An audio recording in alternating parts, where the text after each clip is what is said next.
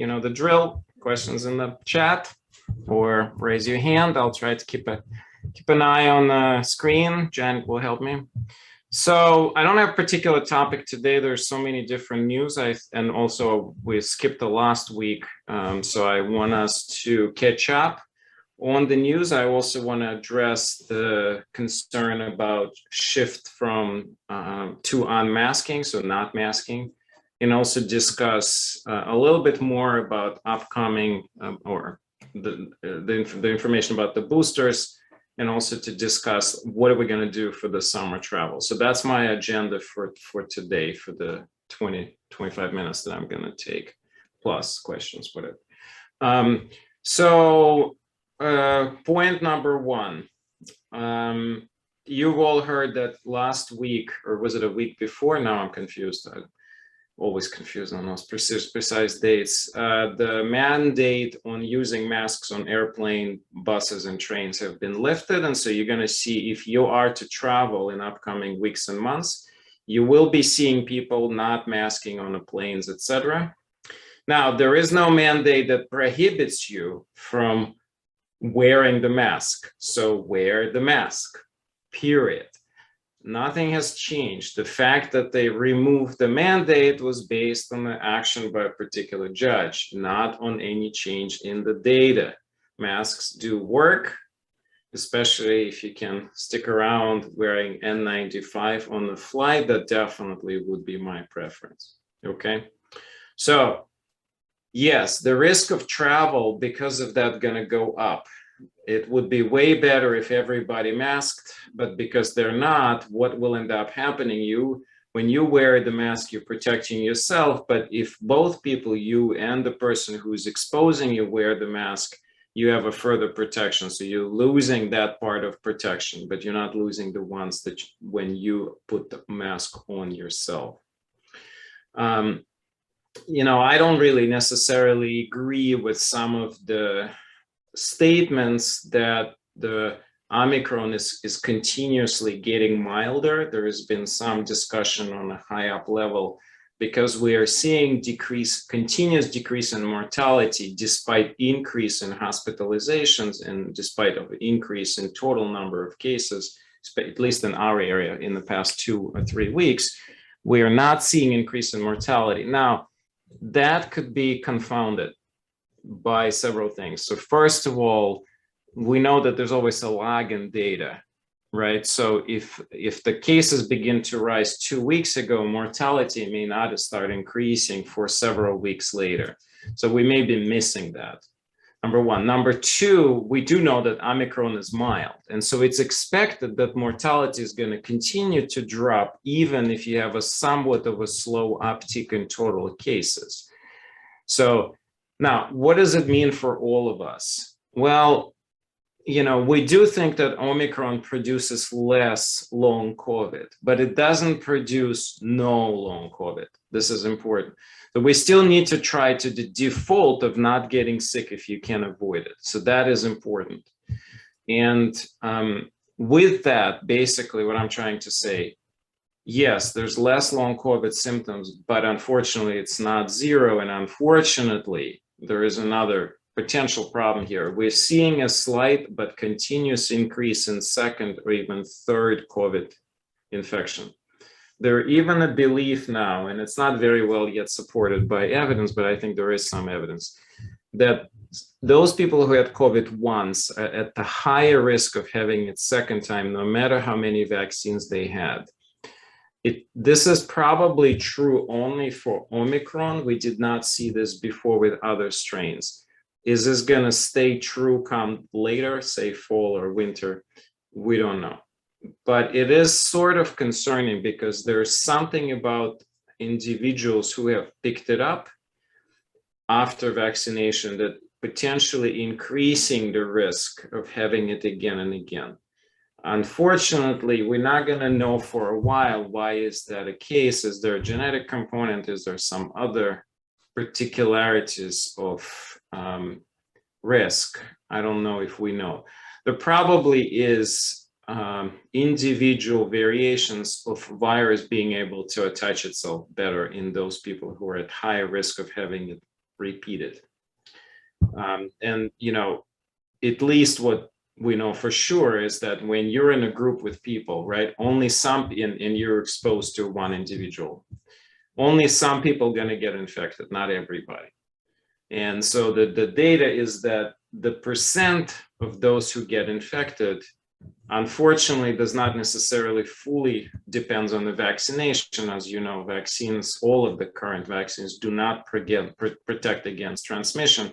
It's not even clear if they decrease transmission at all. They just protect you against being really sick. But my question here is, and the concern is, well, if you did pick it up, why did this happen to you versus somebody else in that small group? Why one person got it, another not?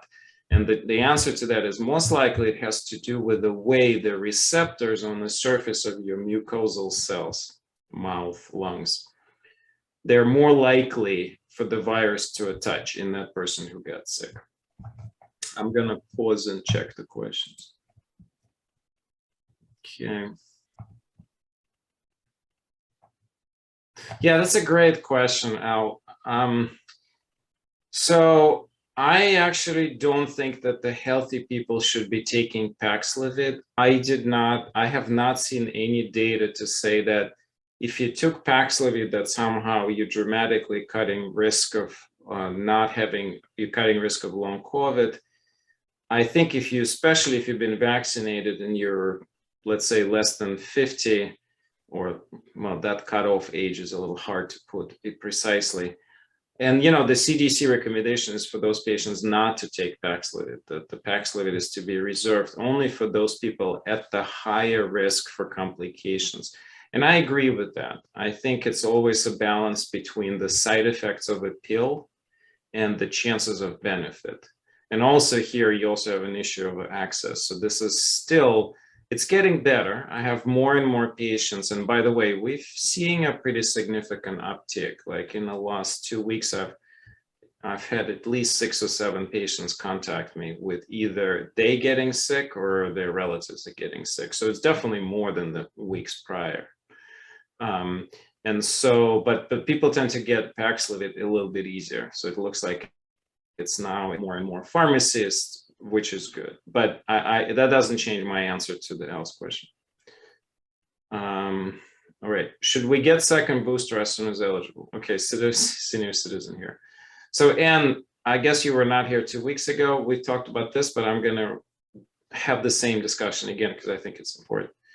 So I will start with the following. First of all, we're expecting that there will be Omicron-specific boosters come late summer, maybe early fall. Why is that important? Because you want to get those boosters. You want to get the boosters that protect you better against Omicron, especially come the next fall when we're going to be more indoors and there will be expected even more uptick. So that's first part of that answer. The second is this. If you think that the risk of your particular situation during the summer going to go up, let's say you're planning a trip somewhere, or you're going to be spending time with someone and there's going to be a lot more interaction with people than you usually do, I would say don't wait and get the second booster right away, right now. If, however, you're not planning on any extra exposures, I probably rather you wait until the late summer when the Omicron specific booster comes out. Why? Well, because let's say you're going to get a booster in 2 or 3 weeks. Getting another booster just a few months later, I'm not sure it's necessarily a great idea. We've talked several times over the fact that frequent vaccinations may not just be not indicated, but they may have some increased risk of side effects. So I would caution you from doing that. And is that helpful?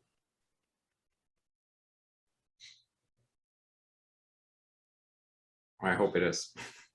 Okay, do you need a script for Paxlovid? Yeah, absolutely. It's a medication. It's not a controlled substance, but you have to have a physician order. And also, I highly don't recommend to stockpile it. For obvious reasons. Okay, I just finished the 4 shots rabies series. Oh, you were exposed? Sorry. So it's not a Yeah, wow. How long should I wait until I get second booster? Ooh, Elizabeth, I don't know if I can answer that. This is a little too out of my pay grade. I don't remember if there's any specific contraindication. I think you need to call your doctor to find out. I intuitively will answer probably doesn't make any difference, but I don't know that for sure. Yeah, this is sorry, Elizabeth, this is crazy. Hope you're okay. It's not fun. Okay, so I forgot where I was. Okay, what did I talk about? So I talked about travel. I talked about what should have made a list written. so this doesn't happen. Do you want to remind folks about when they should have that second booster, if they should get the second booster? Just remind them again. So 6 months is a standard recommendation. Now, if you're not in the 6 months window yet, don't even bother. So just wait till the fall. If you're already past the 6 months, then what I was just saying makes sense, right? If you're gonna be taking travels, go get a shot right away. Don't wait, just get it now, and then you'll get another one later in the fall, and that'll be close to another 6 months. Okay, and by the way, if you do get COVID, let's say, and you're fully recovered, I use the same logic. So it's at least 6 months after the COVID infection that you want to consider a booster. That is a little different from some of the other recommendations and from some of the experts' recommendation. I've heard recommendations up to don't wait 6 months, do it in 2-3 months, because there's somehow a belief that after the booster, the immunity is stronger than after the vaccine, after the infection. I actually would like to see that data, and until I do, I'm not going to change my recommendations to any of my patients. I have not seen the data to state that this is true for sure. It's the statements of opinions that the vaccines are more effective than person's own immunity against the active disease. I'm due for the first booster May 24th. I don't plan to travel. So I would say no. This is what I'm trying to say. So wait until fall, because, or late summer, because, you know, again, it's not exactly clear whether it's, so you're going to be at 6 months mark on May 24th. So you're still going to be protected. You just mean you may be losing the protection slowly. Maybe in the course of the following 2 or 3 months, you lose 5, 10, 20%. It's, in my opinion, probably warranted to say, I much rather get the booster that's going to be more specific, especially if taking the vaccine on the May 24th will disallow me or will make me more likely to have side effects of getting another booster come 2 months later. So that's my opinion. Now, that is not necessarily universal opinion, what I'm saying. I've heard few other experts say the same thing, but that is not necessarily the general statement. So as of right now, the data is showing vaccine immunity is longer lasting than natural infection. That is correct. That is what is currently reported out there in the literature. However, this is important, Al. This is only reported based on data using the serum, using blood, meaning they're assessing antibodies. Whether or not that translates to less infections and less illness, total severity of illness, that's not necessarily 100% clear. So I am not sure that I will kind of say, I simply believe that probably the vaccine and the infection are about the same. That's why I use the 6 mark bracket after the infection. Hopefully this helps. All right, so it's 2:18. Any other questions? Otherwise, I can talk to you about something else.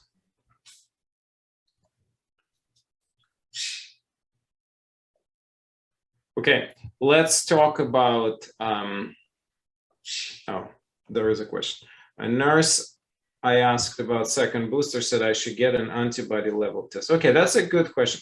Elizabeth, that's a valid option. It's not a standard of care, but there's definitely a way to do that. Meaning that if you still have a strong antibody reaction, then you can wait This gets to a point where obviously you have to have somebody order the test and need to be comfortable with ordering that test. So if that nurse was okay ordering the test, by all means, go ahead and do that.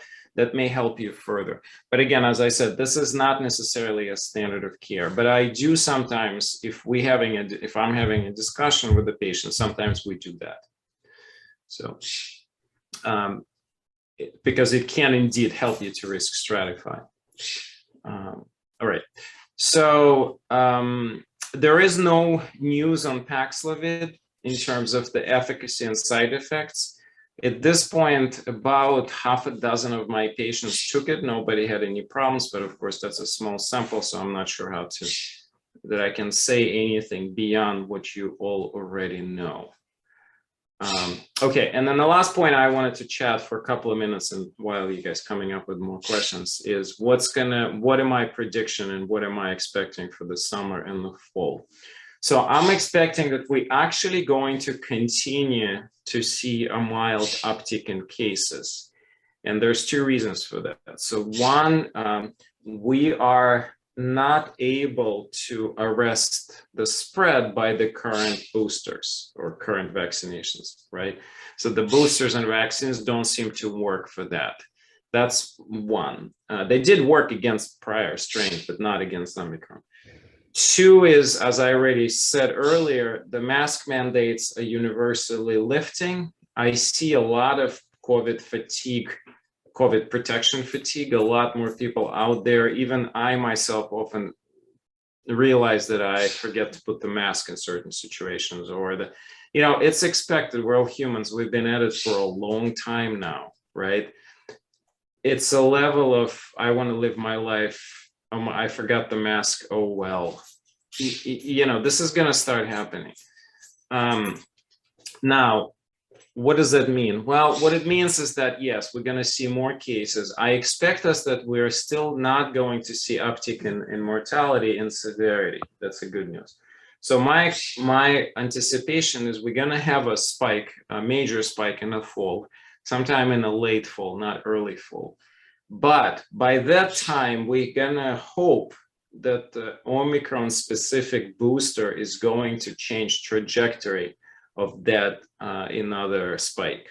I hope that it will be good enough to control the actual uptick. So that would be the best case scenario.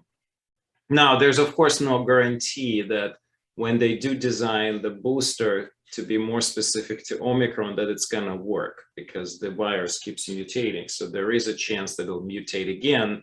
And so it's like with the flu, right? The flu shot only works for a short period of time and then it stops working because the virus already mutated.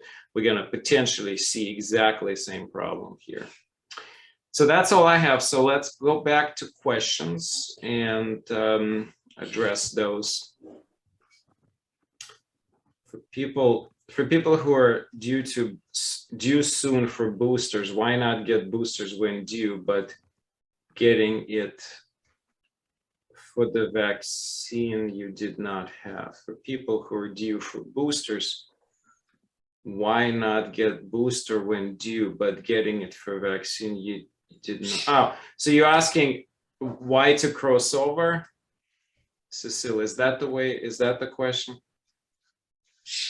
Why don't you unmute yourself, because I don't fully understand the question. Hi, Mikhail. I'm suggesting they get the booster when due, but if they've had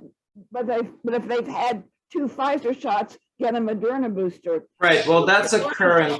Get a Pfizer booster, but get a booster. Right. So the thinking is that that's what we should be doing. That the crossover seems to be a little bit more protective. It does not decrease risk of side effects. So it makes no difference. In fact, thinking is that Pfizer is probably slightly safer in terms of total number of side effects. I think it's a very small difference, but it's a real difference. So it doesn't really change this conversation much. So it doesn't really impact the fact that neither of the current boosters, Cecile, are Omicron specific. Okay. So it doesn't help you in that sense. But aren't side effects also possible because you're building you're building more immunity, your immune system may be down? No, no, the side effects are not related to that. So it shouldn't matter whether you had Pfizer before, and if you go to Moderna, you somehow have less side effects. No, that doesn't work that way. Okay, should we get antibody testing? So Benita, again, I would put this out as an individual discussion with your provider, because it's actually quite controversial. And the reason is this: lack of antibodies doesn't mean you're not protected.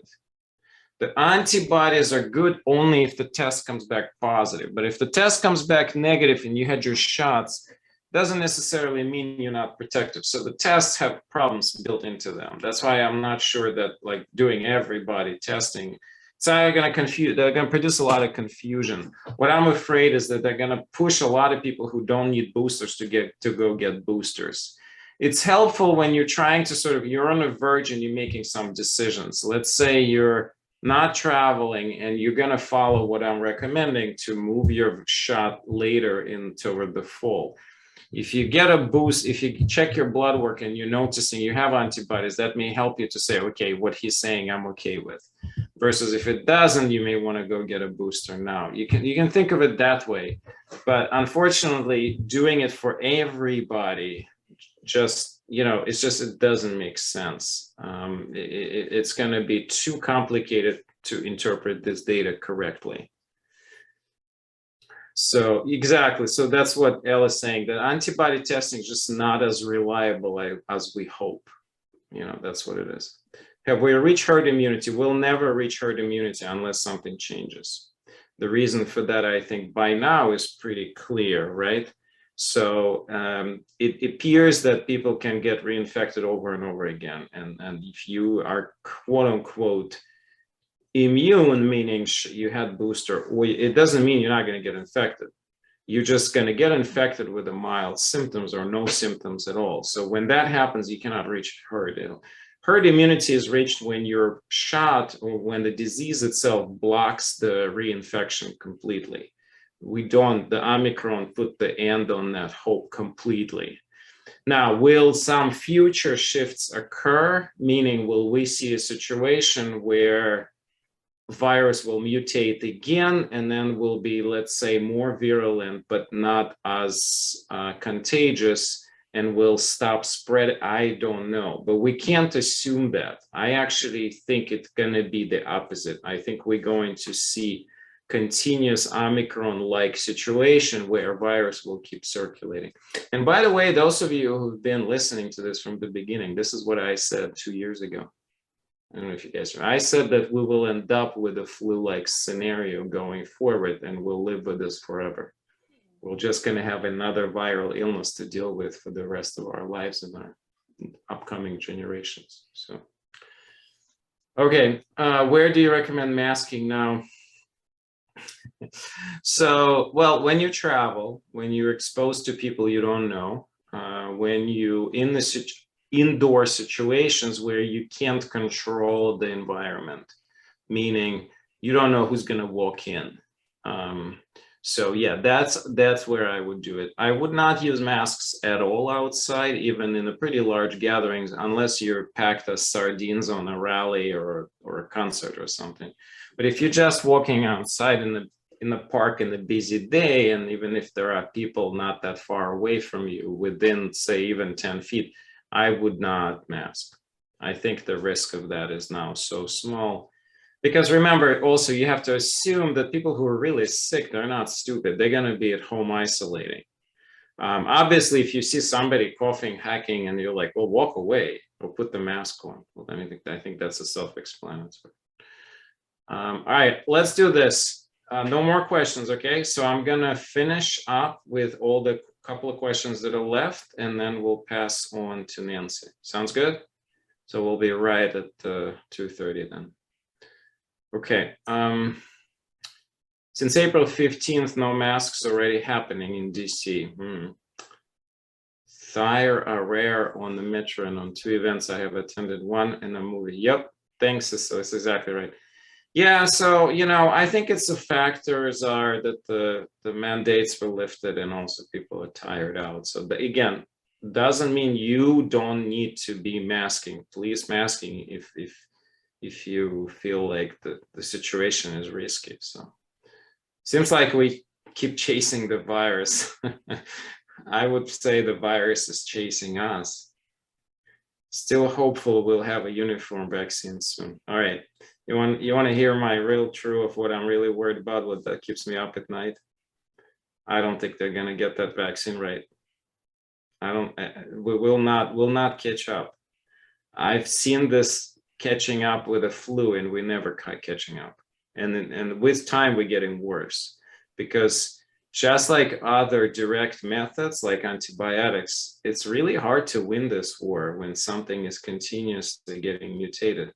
It is a matter of timing, you know, and even if they learn how to make these vaccines much faster, I still think we're going to continuously play a catch-up game. I don't think we have cards to win this game, to be honest with you. That's what worries me, is that we're not going to have a definitive end to this. We're going to be staying in this never-ending cycle, and we need to start really truly living with it. Meaning, no masking outside, not being very afraid, just being very observant and aware, and try to minimize situations where you are exposed, but we will eventually all going to get sick. Our hope is we're going to get mild cases, and our hope is that the ongoing amount of new treatments are going to end up in the situations where we're going to have no problems managing things. All right, I'm not taking any more questions. We got to end up. So we're going to pass on to Nancy. So there's still, though, a couple that were there before. Only a sterilizing vaccine, only a sterilizing box, exactly. So hopefully that'll happen, but we don't have that yet. I had my second booster 2 weeks ago. Can I also get specific Omicron in late fall? Yep, that's exactly what you will need to do, Irene. You should get the about 6 months later. So you just got one. So sometime in October and November, you should get the next one. Assuming they will come up with this. This is still all expectation. None of this has been state in, you know, for sure. If you had COVID and traveling, how soon after COVID to get second booster? I think, Judy, I answered that. I think it's 6 months. That's what I'm trying to say. The biology overhangs. Okay, Benita, hold that question for next time. I promised I'll end at 2:30. I'm a minute late. It's such a pleasure to have Nancy again with us. Thank you so much. And take it away. Excellent. Well, I appreciate being here so much and sharing a little practice with you. We're going to be doing some breathing exercises and then some light chair-based movement. So you can feel free to keep your cameras on, keep them off, whatever feels good for you. And we'll start with an 8-count breath. So if you can see my belly, we're starting by breathing into the belly. So it looks like this.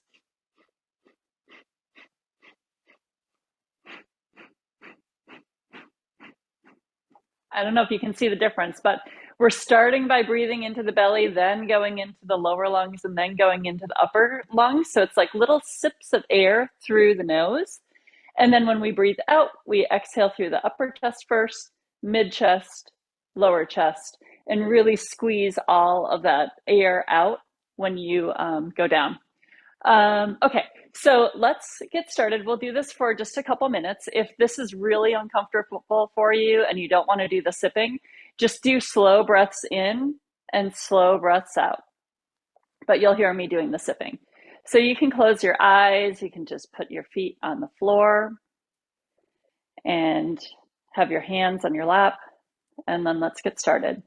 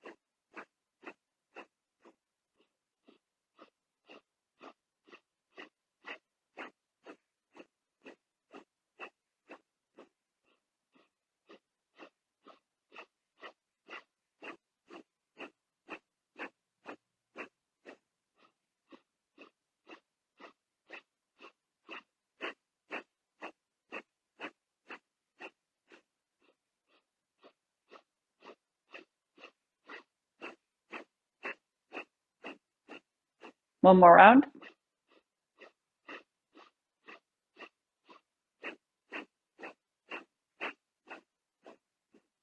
Good. Now breath in. Hold it. And exhale. And then let's take some breaths in, raising the hands above the head as we breathe in. Exhaling the hands down. Inhaling in, really see if you can breathe into your whole lungs. So by raising the arm, we're adding a little bit more space in the lungs. Exhale them down. One more time, inhale them up. Exhale them down. Good, let's do some side stretches. So we'll put one hand, if you're sitting in a traditional chair, this might work. If you've got an armchair, you might just leave one arm on the chair. But we're going to go side to side. So it's inhale and exhale. And inhale and exhale. Really opening up the side of the lungs.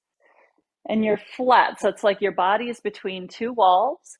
So you're not bending forward or bending backward, you're just going immediately to the side.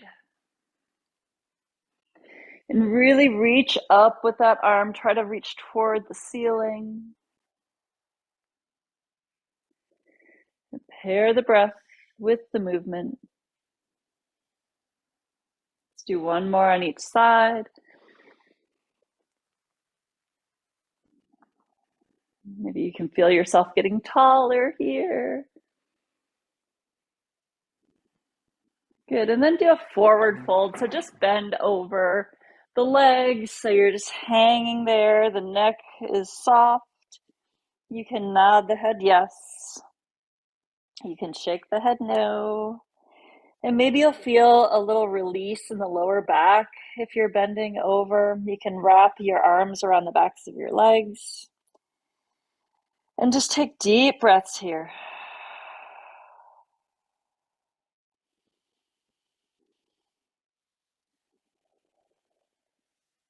Good, then walk the hands up.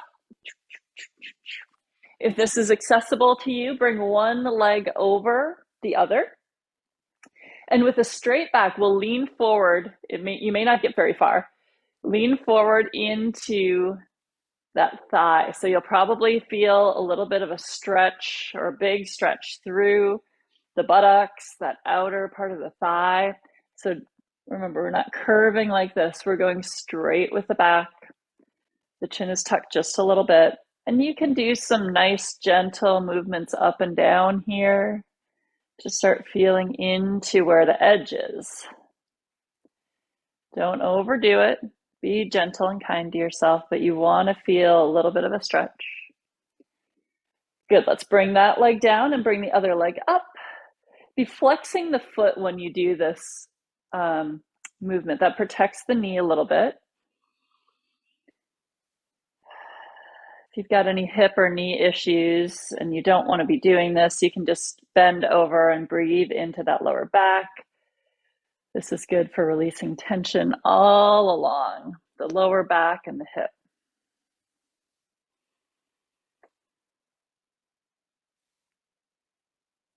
And this is great because you can do this if you're sitting on Zoom, if you're in a meeting, nobody's even going to know because you'll just be there looking at the screen and stretching.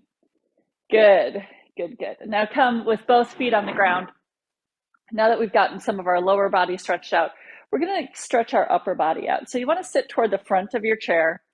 Put the hands on the shoulders with the thumbs in the back and the fingers in the front. And we'll just turn to inhale to the left and exhale to the right. The bottom of your body stays where it is. And it's the top that's rotating. So it's inhale left, exhale right. You can go at the pace that feels comfortable for you. This is opening up. In Kundalini yoga, we call it the Shushmana, which are the energy channels on either side of the spine. If you don't move like this very often, you want to keep it slow. If you feel really good here and you feel flexible in the spine, you can feel free to take it up a notch and go a little faster. The shoulders are down out of the ears, so imagine the shoulder blades melting down the back. And sometimes it feels good for me. I usually have to close my eyes when I do this because I get a little dizzy going back and forth. So there's just a little tip.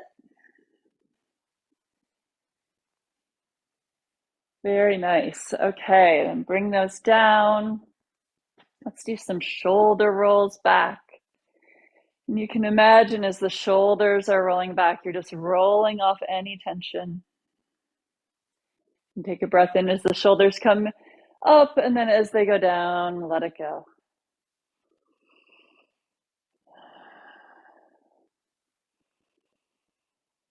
And then let's switch directions and roll in something that you want more of in your life. Maybe you want more love, more peace, more health. Whatever that is, just roll it in.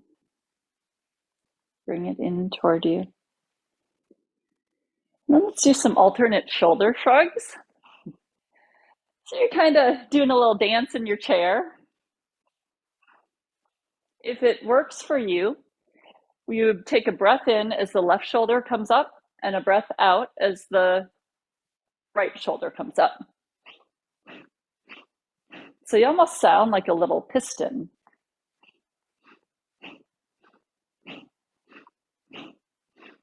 You're going to start to feel some tension in those, in the shoulder area. That's okay. It's going to release.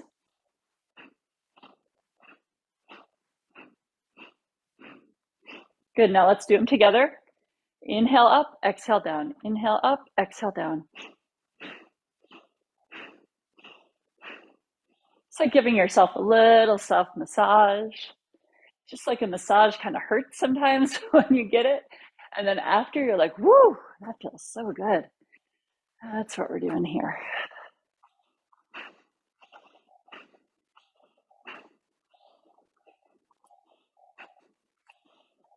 Good, then just relax everything and just sit here with the eyes closed for a moment. See if you can feel the heart beating. Notice what it feels like to have the breath come in and out of the lungs.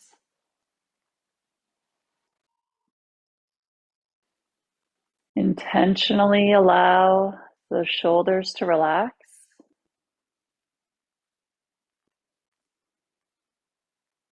Maybe you can just feel them like dripping down the back. Just like they're melting.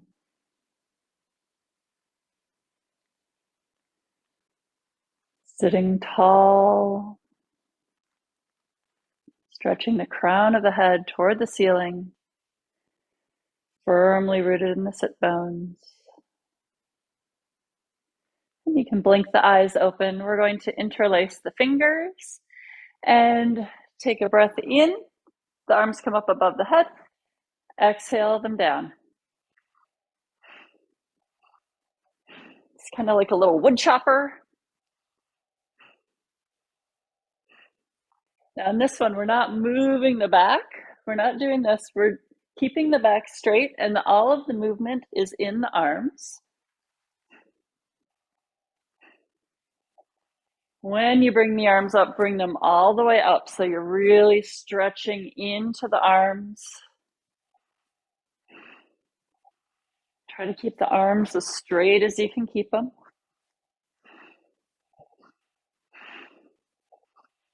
No matter how fast or slow you're going, try to keep the breath going with the movement. So it's inhale up, exhale down, inhale up, exhale down, inhale, exhale.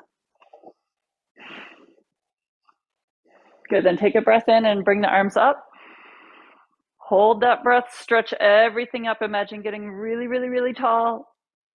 And then exhale, let it go. Sit there for another moment. Notice what you feel.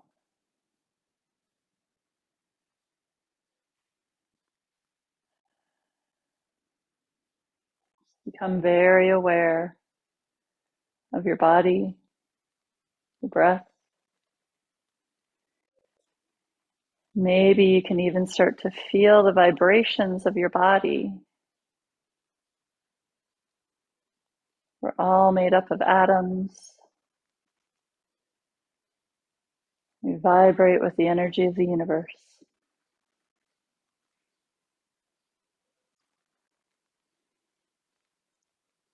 If you can go inward enough, you might feel a little vibration in the hands.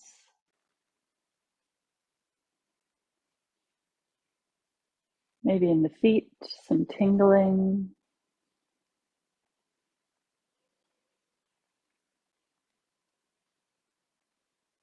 Just know that you're made up of all the same atoms as every other living being.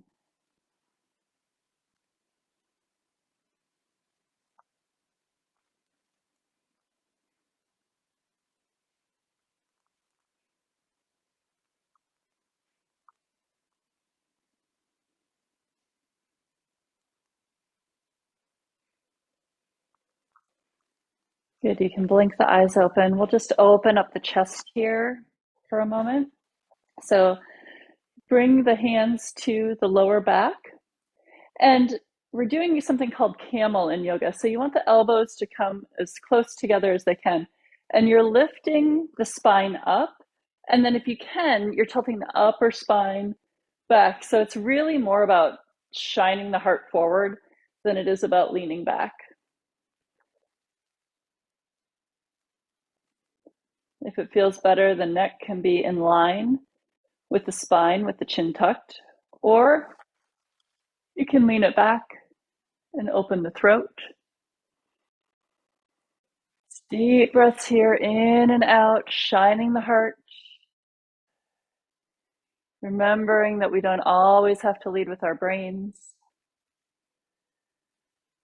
Sometimes it's good, I think all the time it's good to be listening to the heart. What does the heart want? And then you can release that pose. Come to neutral. Let's do a forward fold again. Just bend over the legs. You can sway back and forth if that feels good. And then grab the toes if you can reach them and give yourself a little toe massage. When's the last time you had a good foot massage? Then rub the arches of the feet, the ankles. Come up, rub the backs of the calves. Rub the thighs. Start to feel some energy coming into those legs. Reach up and rub on the shoulders. All the way down the arms. See, who needs a masseuse when you got your own hands? Then reach around and rub to the back of the neck. Do little circles. Up and down the back of the neck into the shoulders that we worked. And stay there as long as you like. And then come to the forehead. And just maybe in the where the third eye is, just kind of rub around right in the middle of the brow line, about an inch up. Just kind of awaken that third eye. That's the seat of your intuition. And then you can rub on the crown there, rub, give yourself a little head massage. Come around to the temples. Come around to the jaw. You can open and shut the jaw. Maybe gently just giving yourself a little touch on the front of the neck. Down at the collarbone. Sit up nice and straight. Good, and then let's just sit for one moment longer.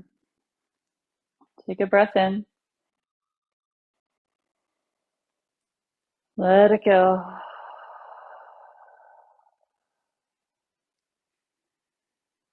Keep breathing naturally and maybe imagine a bright white light coming out of the heart center.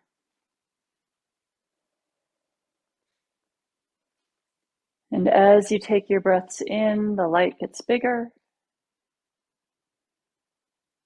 As you exhale, it's starting to spread and share. Imagine that light getting so big that it's filling up the room that you're in.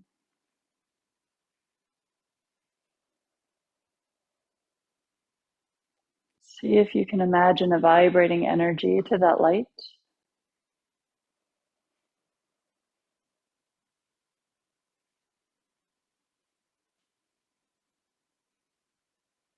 Maybe the light is so big now it's spilling out of your home or office and into the streets.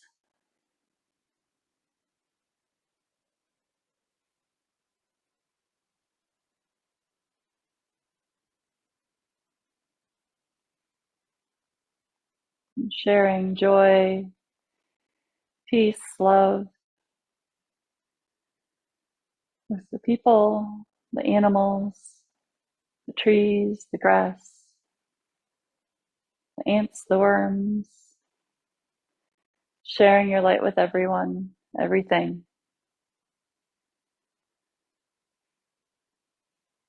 Feeling yourself now surrounded by that light. Not just coming out of the front of you, but coming out of the back. It's going into the ground, grounding you into the earth. It's up above you, pulling you up, lifting you up whenever you need a hand. Let's take 3 breaths into that light. Breathe in. Exhale.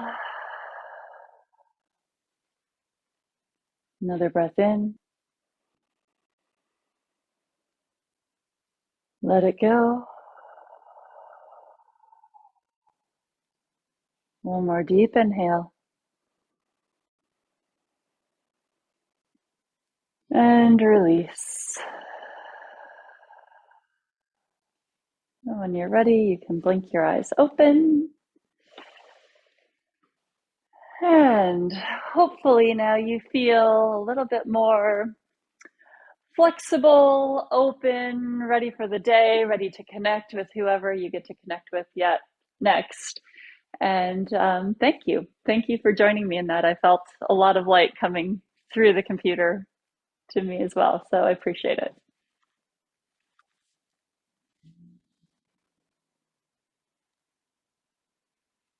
Let me know if anybody has any questions. I'm happy to answer any questions.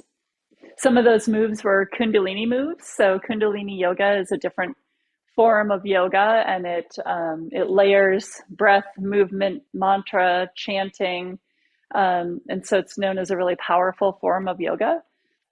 So like this move is a Kundalini move, this move is a Kundalini move, and so it's a lot of repetitive movements that aim to get pressure, tension, stress, and friction around the different chakra areas.